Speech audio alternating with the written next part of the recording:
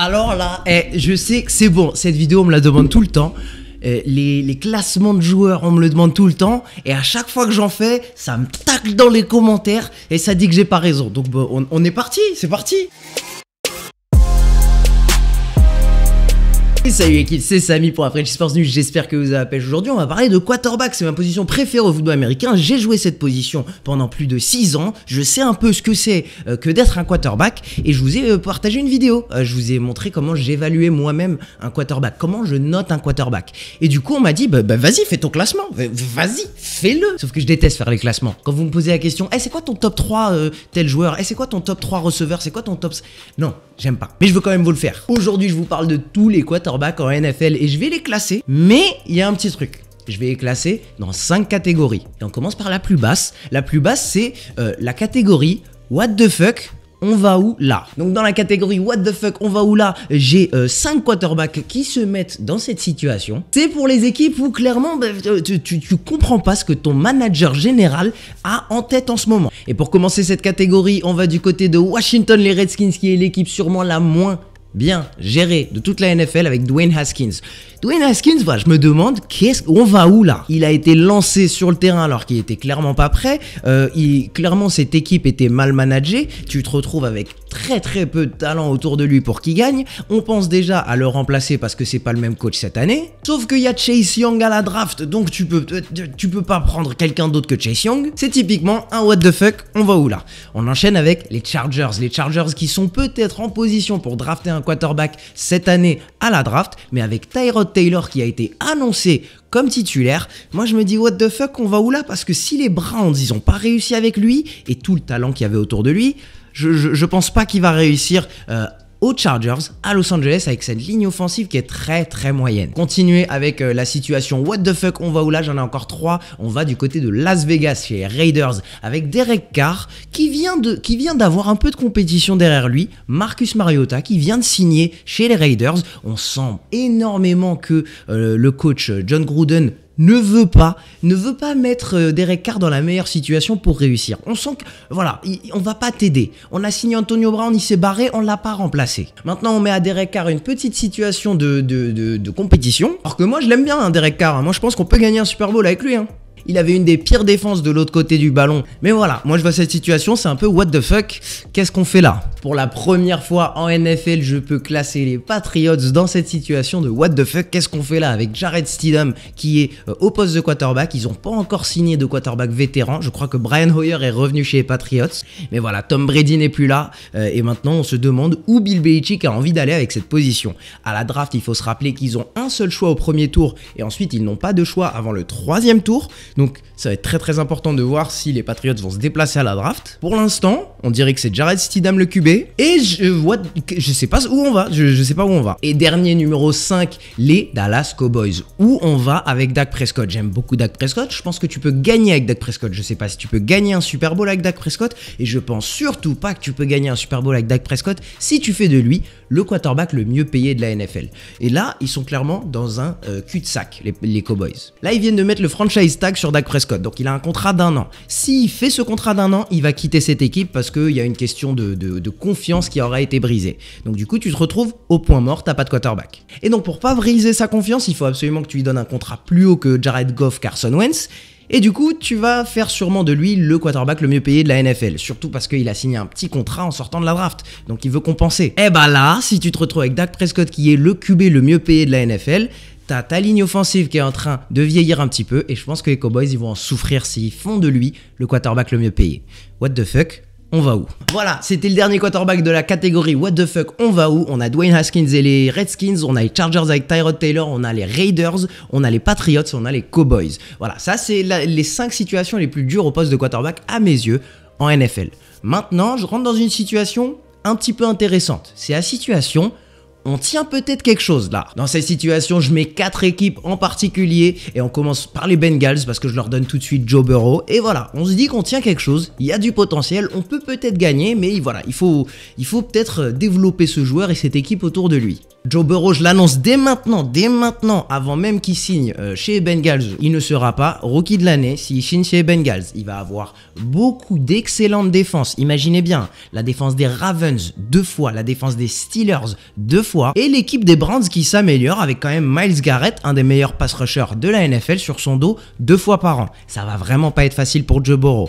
On enchaîne avec Kyler Murray chez les Cardinals, on voit beaucoup de potentiel, il n'y avait pas une ligne offensive de ouf l'année dernière, moi je suis fan de lui, je pense que tu peux gagner un Super Bowl avec lui, on tient du potentiel avec Kyler Murray. Troisième quarterback où je me dis qu'il y a peut-être quelque chose, c'est Teddy Bridgewater chez les Carolina Panthers. Très intelligent de sa part d'avoir signé un contrat de seulement 3 ans parce qu'il va y avoir le nouveau contrat média qui va se mettre en place dans 3 ans. Donc le salary cap, la masse salariale va augmenter, il va pouvoir re-signer pour plus d'argent.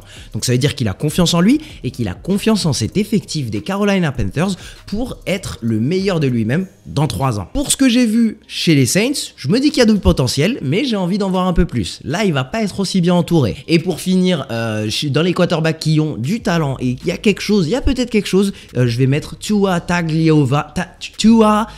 Faut vraiment que je m'entraîne à dire son nom. Vous savez quoi, je le donne à Miami parce que les Chargers ont annoncé que c'est Tyrod Taylor leur quarterback. J'aime beaucoup Tua, je l'aime peut-être un petit peu plus que Joe Burrow. Je pense qu'il va être mieux entouré à Miami que Joe Burrow le sera à Cincinnati. Et je mettrais plutôt Tua comme rookie de l'année si je dois choisir entre les deux quarterbacks. Voilà, donc ça c'était la deuxième partie, la partie on tient quelque chose avec Kyler Murray des Arizona Cardinals, Joe Burrow et Tua qui sont dans leurs futures équipes respectives Cincinnati et Miami, et Teddy Bridgewater qui vient de signer chez les Carolina Panthers. Maintenant on rentre dans la plus grosse partie des quarterbacks en NFL, les quarterbacks où tu leur dis ok, montre-nous quelque chose, montre-nous que t'es le gars pour le futur. Il y a 10 quarterbacks là-dedans, c'est 10 quarterbacks où tu sais pas si tu peux gagner un match de playoff avec eux, ou alors tu sais que tu peux gagner des matchs de playoff avec eux, mais tu sais pas si eux peuvent te porter à une victoire à un match de playoff. Alors on commence bien sûr avec sûrement le plus populaire de tous, les Browns avec Baker Mayfield. Baker Mayfield maintenant, il va avoir une encore meilleure équipe autour de lui. La ligne offensive va être un petit peu meilleure, un coaching plus adéquat que le coaching qu'il avait l'année dernière. On a Nick Chubb et Kareem Hunt derrière, on a Odell Beckham et Jarvis Landry, on a Austin Hooper et David Njoku. Il y a tout pour réussir. Va avoir une meilleure ligne, va avoir des joueurs de ligne qui vont être draftés. Maintenant il faut performer pour Baker Mayfield et il a Case Keenum juste derrière lui qui va lui mettre la pression s'il ne performe pas. Je pense qu'il va être meilleur, je ne doute pas de Baker Mayfield. Je sais pas si tu gagnes un match de playoff sur ses épaules par contre. Du côté des Jaguars, on a Gardner Minshew qui est le quarterback du futur pour les Jaguars. Et alors il coûte pas cher aux Jaguars pour les prochaines années, ça c'est cool. Il a prouvé qu'il peut garder des matchs intéressants pendant la saison dernière. Mais maintenant avec une moins bonne défense, franchement je pense que ça va être une année très difficile pour Minshew. Il l'envoie un petit peu au casse-pipe mais il a peur de rien. Donc voilà, j'attends de voir si Minshew va un peu survivre à la saison prochaine. Le quarterback qui vient de quitter les Jaguars et qui rejoint les Bears, c'est Nick Foles. Nick Foles qui doit prouver quelque chose. Maintenant, c'est le moment pour lui. Il a une bonne défense avec lui. Il a un bon coach. Il a Mitch Trubisky pour être sa compétition. Il est censé battre Mitch Trubisky avec le contrat qu'il a. Et il doit montrer au monde de la NFL que la performance qu'il a fait chez les Eagles, c'est pas une aberration. Il peut devenir ce quarterback avec quelqu'un d'autre. C'est le moment pour lui. On enchaîne avec Matt Ryan des Falcons. Alors, Matt Ryan des Falcons, ce que j'aime beaucoup faire avec des quarterbacks quand je les évalue, c'est j'enlève la meilleure année de toute leur carrière et je vois les moyennes de la carrière. Et si t'enlèves l'année où il a été MVP, où il a été au Super Bowl avec ses Falcons et avec un très très bon coaching, eh ben Matt Ryan c'est un peu un quarterback moyen plus, disons. Si t'enlèves cette année, c'est pas génial. Maintenant, cette équipe des Falcons ont 11 joueurs du premier tour de draft titulaires avec Todd Gurley qui vient d'arriver. Il faut gagner des matchs maintenant. On enchaîne avec Josh Allen des Bills. Alors Josh Allen des Bills, si vous me connaissez sur Twitter, suivez-moi sur Twitter, c'est pas mal, j'analyse des matchs. Je tacle beaucoup Josh Allen. Et là, il va falloir qu'il montre quelque chose cette année. Les Bills vont gagner un paquet de matchs et ils ont intérêt à gagner des matchs sur le dos de Josh Allen et pas sur le dos de le reste de l'équipe. Parce qu'il a une défense géniale, une très bonne ligne offensive, un bon jeu de course, un bon coach, il y a tout qui est bien.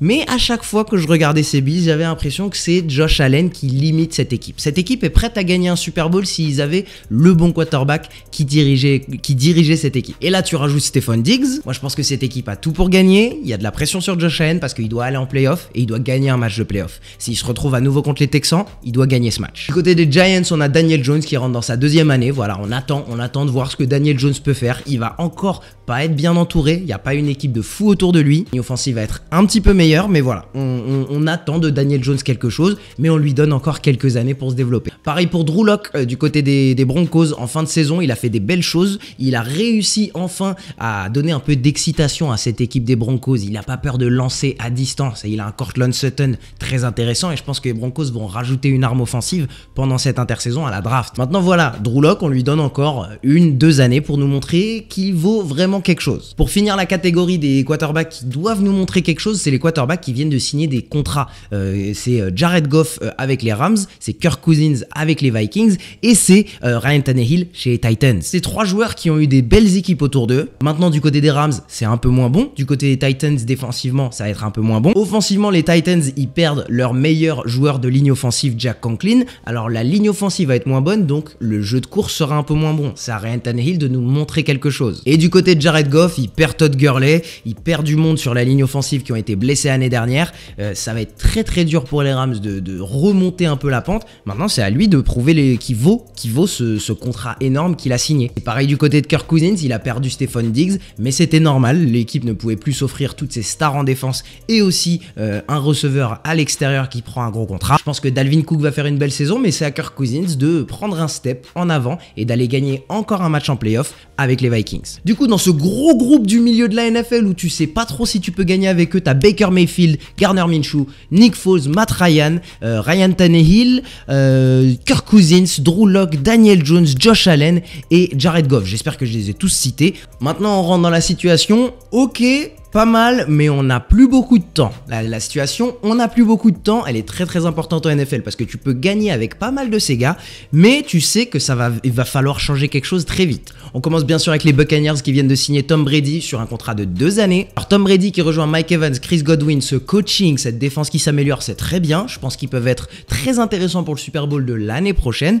Mais voilà, il n'y a plus beaucoup de temps. Maintenant, il faut peut-être penser au suivant. Pareil avec les Colts de Philip Rivers, très belle ligne offensive du côté des Colts. La défense, ça s'améliore, c'est jamais le top, la défense des Colts. Mais ils vont pouvoir gagner un paquet de matchs avec Philip Rivers. Pareil du côté des Packers avec Aaron Rodgers. Alors, il a peut-être pas l'âge de Tom Brady, mais Aaron Rodgers, il m'a jamais convaincu qu'il a envie de jouer jusqu'à 40-42 ans. Pour moi, Aaron Rodgers, encore une blessure et il n'y a pas trop de raison de rester sur le terrain pour lui. C'est une belle équipe chez les Packers, je pense pas qu'ils vont gagner un Super Bowl avec cette équipe.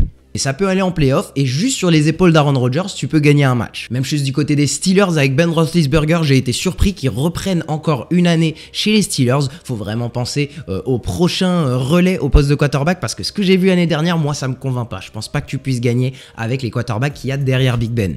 On en a encore 2 et on revient dans la NFC Nord avec Matthew Stafford chez les Lions. Il n'a pas du tout le même âge que les autres quarterbacks que j'ai cités là, mais je pense que l'expérience Matthew Stafford chez les Lions, avec Patricia en tant que coach qui va sûrement sauter l'année prochaine s'il n'y a pas des résultats, je pense que si le coach saute, Matthew Stafford il va sûrement sauter au prochain coaching staff. Et le dernier bien sûr, comme Tom Brady qui est revenu, Drew Brees est revenu, par contre il a signé dans son équipe chez les Saints, il a signé pour un contrat de 2 ans. Voilà Drew Brees, il y a une très belle équipe autour d'eux, je pense qu'avec la signature de Malcolm Jenkins, cette défense elle va être vraiment intéressante. Avec Emmanuel Sanders en plus à côté de Michael Thomas, je pense que cette équipe des Saints est une des favoris pour aller chercher le titre en NFC. Et ça finit le chapitre des équipes qui n'ont plus beaucoup de temps. Alors il y a 6 équipes avec Tom Brady et les Buccaneers, Philip Rivers et les Colts, Ben et les Steelers, Aaron Rodgers et les Packers, Drew Brees et les Saints et Matthew Stafford et les Lions. On passe maintenant dans la dernière catégorie, la catégorie qui fait plaisir, la catégorie des quarterbacks.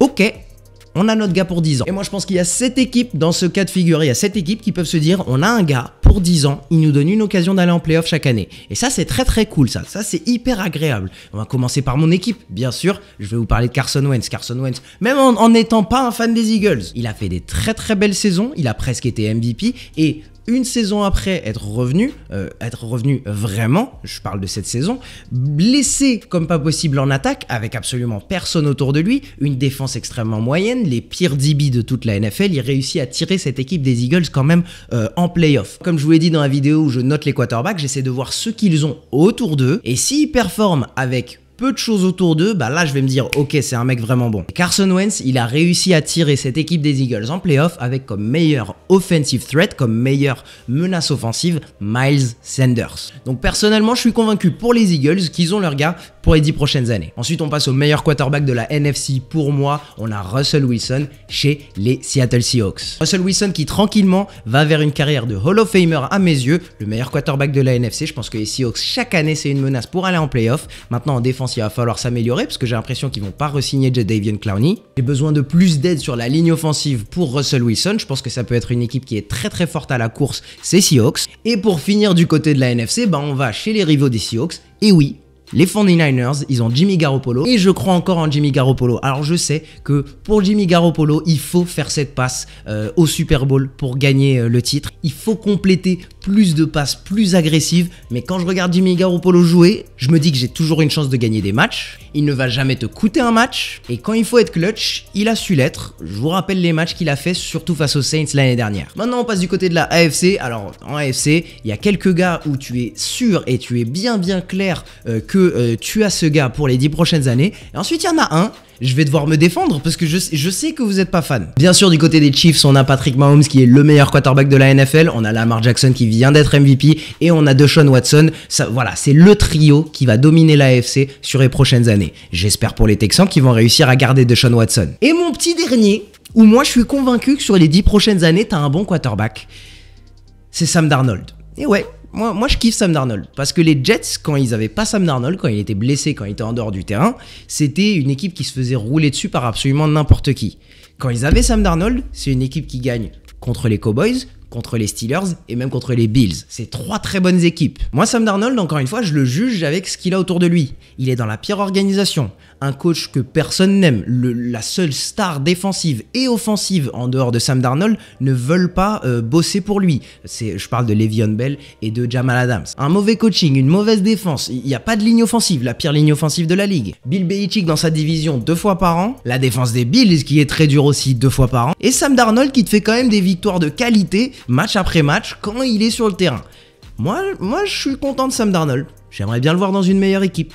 Moi, j'aimerais bien voir un Sam Darnold à la place de Patrick Mahomes chez les Chiefs. Je pense qu'il pourrait gagner un paquet de matchs. Donc les Jets, bravo, vous avez le quarterback. Maintenant, il va falloir former tout ce qu'il y a autour. Je pense pas qu'il ait du calibre d'Andrew Luck, mais je pense que il peut faire un peu comme Andrew Luck et arrêter sa carrière rapidement s'il se retrouve chez les Jets avec très peu de protection sur sa ligne offensive année après année. Et voilà l'équipe, c'était ma façon de classer vos quarterbacks en NFL. Dites-moi si j'ai raison, dites-moi si j'ai pas raison. Je les ai classés en 5 catégories. N'hésitez pas à faire votre classement à vous aussi. Vous prenez 5 catégories ou 3 catégories, 5 ou 3 comme vous voulez, et vous me faites vos classements dans les commentaires. Je lirai un petit peu tout, je réagirai à vos classements, donc n'hésitez pas à m'écrire ça, pensez à mettre un pouce bleu et pensez à envoyer cette vidéo à vos potes qui sont fans de NFL. Abonnez-vous et on se retrouve dans la prochaine vidéo pour plus de NFL, plus de NBA. Et ce sera tout pour moi. Allez, ciao!